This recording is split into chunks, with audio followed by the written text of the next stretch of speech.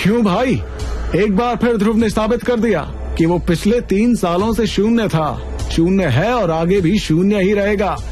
गलती से हीरो बन गया था छोटी सी उम्र में। हाँ भाई, हमारे शौर्य दल के जांबाज लीडर अरेंद्र उसके पिता है। अगर ऐसा ना होता तो हम लोगों ने इसे कब का मैसेडोरिया से बाहर फेंक दिया होता।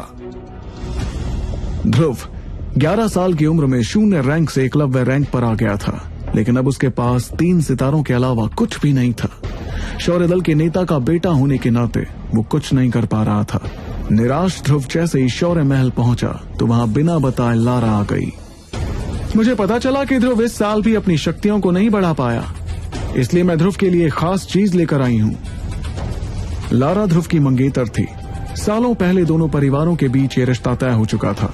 लारा के इशारे पर एक बॉक्स को खोला गया जिसमें हरे रंग की शरबत से भरी हुई बोतलें थीं। लारा, मैं कभी भी अपनी शक्तियों को इस तरह से नहीं बढ़ाऊंगा।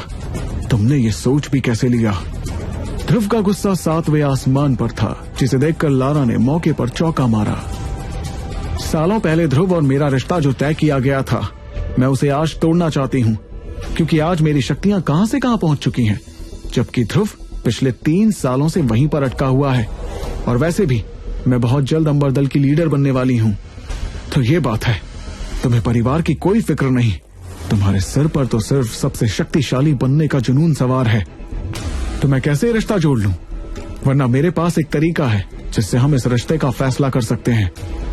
लारा ने जैसे ही अपनी शर्त सबके सामने रखी, शौर्य महल में एक सन्नाटा छा गया और सभी की नजरें ध्रुव के जवाब का इंतजार करने लगी। क्या थी लारा की शर्त? क्या ध्रुव कभी वो शर्त मानेगा? आखिर किस वजह से ध्रुव की शक्तियां पिछले 3 सालों से आगे नहीं बढ़ पा रही? तोहफे में क्या लाई थी लारा जिसे देखकर ध्रुव भड़क उठा?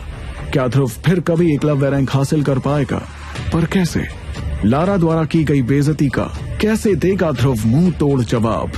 इस जंग में किसकी होगी जीत और किसकी होगी हार, ये अभी जानने के लिए क्लिक प्ले नाउ और सुनिए ध्रुव की कहानी सुपर योद्धा, ओनली ऑन पॉकेट FM।